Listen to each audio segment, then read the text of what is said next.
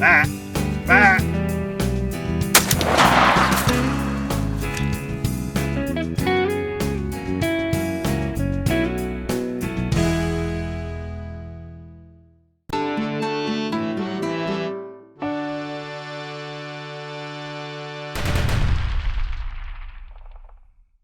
If you're a small property owner and you're lucky enough to be able to offer deer everything they want and need on your property, or you're a larger property owner, you have the option of setting up your property to truly be able to manage. Now, I'm not going to kid you.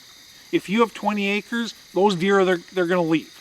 They are going to leave that 20-acre property, but you can get them to spend a disproportionate amount of time on that ground. Now, it takes a special small property or a larger property to do it. So what do you want to do? You want to make sure that you offer them the very best bedding cover that they can find, the very best food, water, feeling of safety by setting up your property with sanctuaries and very low impact tree stand locations. That doesn't mean you can't hunt your property hard. You darn right you can. The key is low impact stand locations. And guess what? Our habitat improvements are going to go ahead and do nothing but encourage the creation of low impact stand locations. We will use edge feathering, openings within the edge feathering to help dictate their movements, blockades, sidewalks.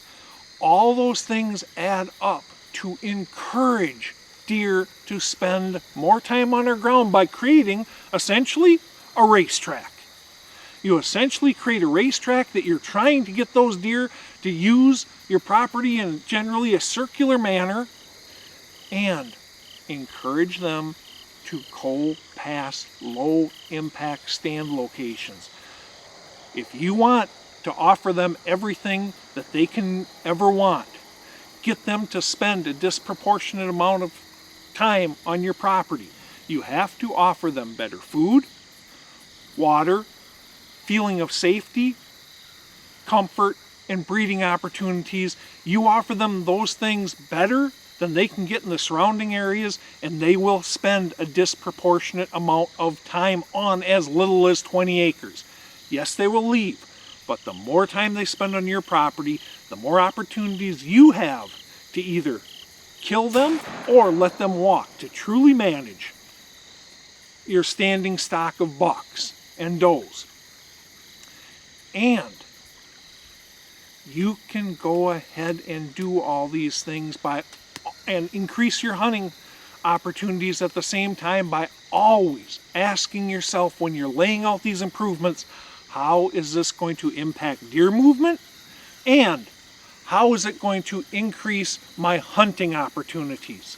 One of the biggest mistakes that most managers make is they are great at putting in food plots, they're great at offering cover, all this stuff, but they don't sit and plan, how is this going to create low impact stand locations for me? Focus on that. Focus on that and offering them the best food, water, cover, feeling of safety and comfort, breeding opportunities that they can get in the area, and they will spend a disproportionate amount of time on your ground.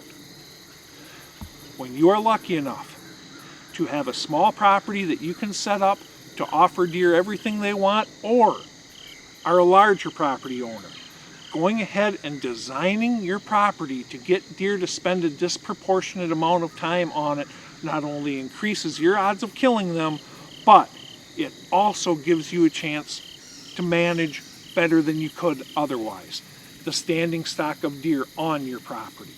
Grown Big is brought to you by Wildlife Research Center, the gold standard. Reconics, see what you've been missing.